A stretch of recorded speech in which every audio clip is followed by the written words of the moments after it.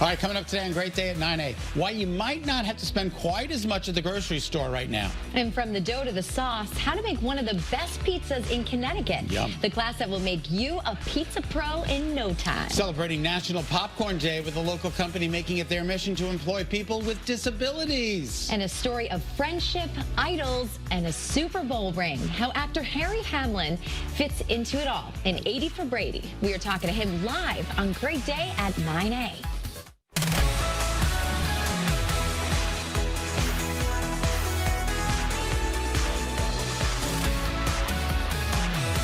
Welcome to Great Day at 9 everyone, on this Friday Eve.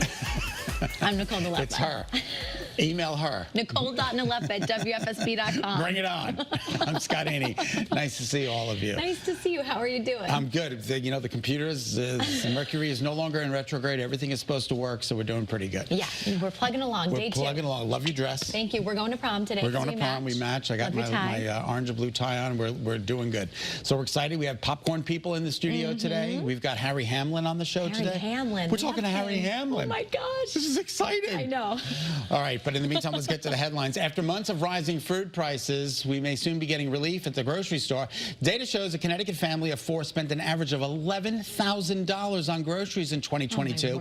That's the 6th highest in the United States. $11,000. That is a lot of cash. Wow. Here's the good news, though. Prices may start coming down because the U.S. Producer Price Index, also known as PPI, dropped more than expected in December. So the cost of food also dropped as a result, 1.2%. And that's, believe it or not, the biggest monthly decrease that we've had in 2 years.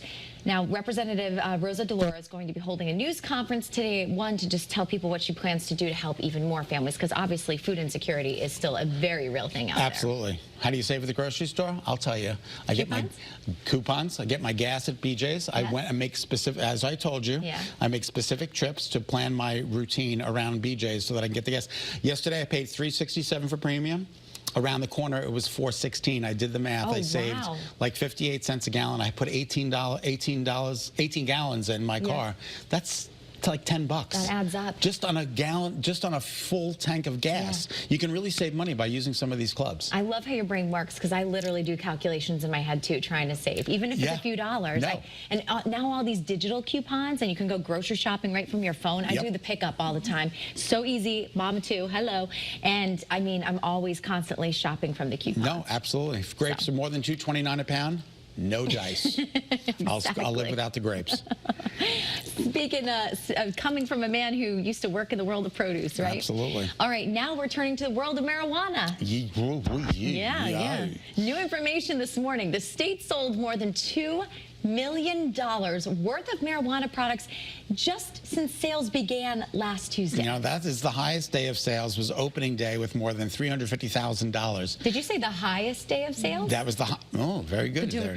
Ba-dum-bum-ching. $350,000. The slowest day brought in a little over $150,000. There are only 9 businesses in the state that are allowed to sell cannabis, and only 7 are open right now. And that's interesting. Many more will be opening in the months to come. Yeah. Are you surprised about that number? No. No. I actually thought it was going to be a little bit higher. Okay, really? Bring me a higher love. Oh.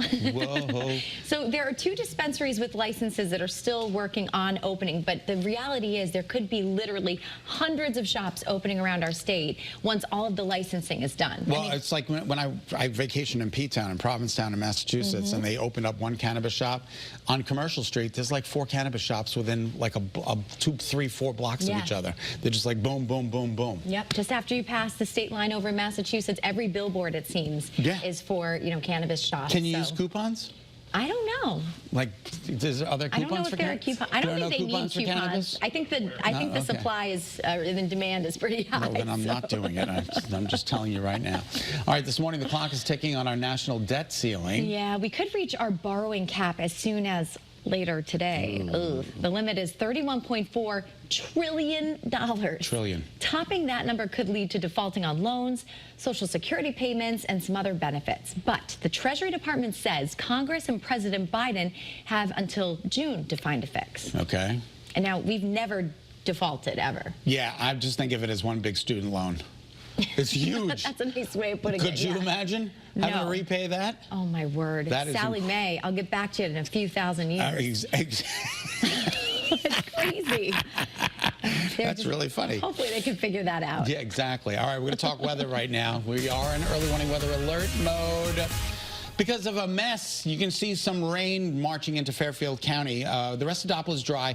I promised you around 11 o'clock noontime today that there would be some precipitation in the state, and that looks like it's going to come to fruition. So here's Futurecast, tomorrow's weather today.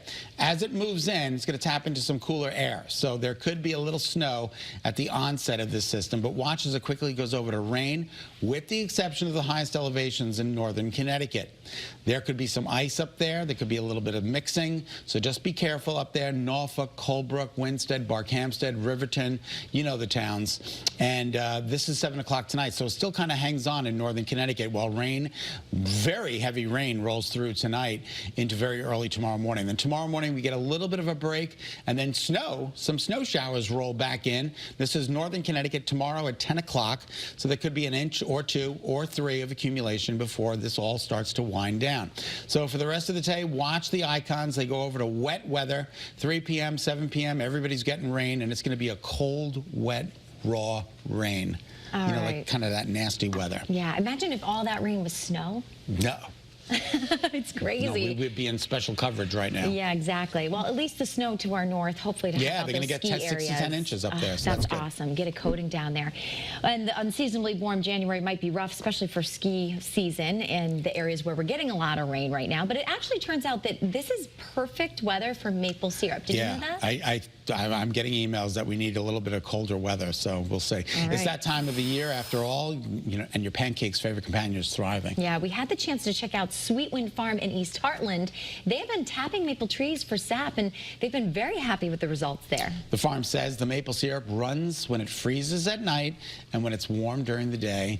It's typically February. They'll even be having their first maple syrup boil on Saturday, so be sure to get out there. That's pretty good. I've never tapped a tree. We used to tap trees at my childhood home. Oh, seriously? Yeah, my dad was huge on tapping our trees. That's really cool. So, and we had a lot. There was actually a farm in town that would boil all the sap down for us. So a maple syrup farm, yeah. So I love maple syrup. It's the best. As a matter of fact, I won't go to a restaurant without maple syrup. Like really? if do they you travel with it? I do travel with it. A little container. Do you also steal all the salt and sugar packets? No, I don't. But I bring my own maple syrup. But like Effie's in West Hartford, they sell maple syrup on the side. So if you don't want the regular pancake stuff, they sell maple syrup. I've been with you to Effie's when you've asked for the real stuff. Absolutely. Yeah, it's good. And I don't know if there's really a differentiation between like the taste of maple syrup in different states. I haven't noticed much. Yeah, I know there's different grades, grade A, grade B. Oh, yeah, good grades, yeah. Different grades. It's all good. We're taking you back to class this morning. We're going to learn how to make something that's very Connecticut. A popular pizza spot in Ansonia is hosting pizza making classes. Yeah. What is it, Zupartis? Zupartis, yeah. Slice Shop actually started hosting classes during COVID. Now they're back to face-to-face learning with a family recipe that originated in West Haven back in 1934. So the wannabe pizza chefs get to practice with the dough, using a little trial and error just to get everything right. And after a few minutes and a spin in the middle, it comes out of the oven looking delicious. Oh my God! I know they sent Mark Robbins, I think, to do this. Yeah, there he is. Yeah, it looked really good. Yeah, he had a couple of holes in his pizza. But did they showed you what to do? If you have the hole in the dough, you kind of fold it over. Oh, seriously? And pat it down. It's like a patch. Yeah, exactly. It's like a pizza work patch. I know. I love pizza. To do that. I love pizza any time of the day, any morning, night, lunch, dinner. We eat cold pizza here if it's left over here in this kitchen. I love cold pizza. I love cold pizza. All right, we are moving on.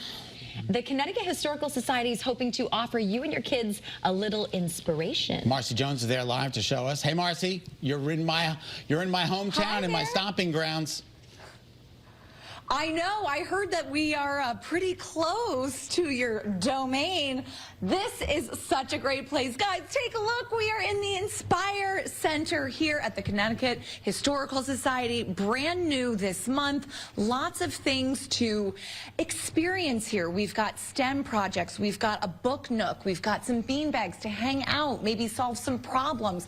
A really interesting space that the name is so perfect for, the Inspire Center. It's meant to really get those wheels turning and try to get creative and have a lot of fun in the meantime. So it's taking a problem or taking some little pieces and putting it all together. So we love stuff like that. It just makes us so excited. It's inspiring. And we are going to be back in just a few minutes with the folks here from the CHS. We're going to talk about how you and your family can come on down and enjoy this great new creative space.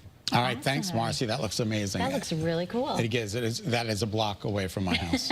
So if you want to stop in and say hello, please do. Bring some maple syrup. Bring some maple syrup. As you know,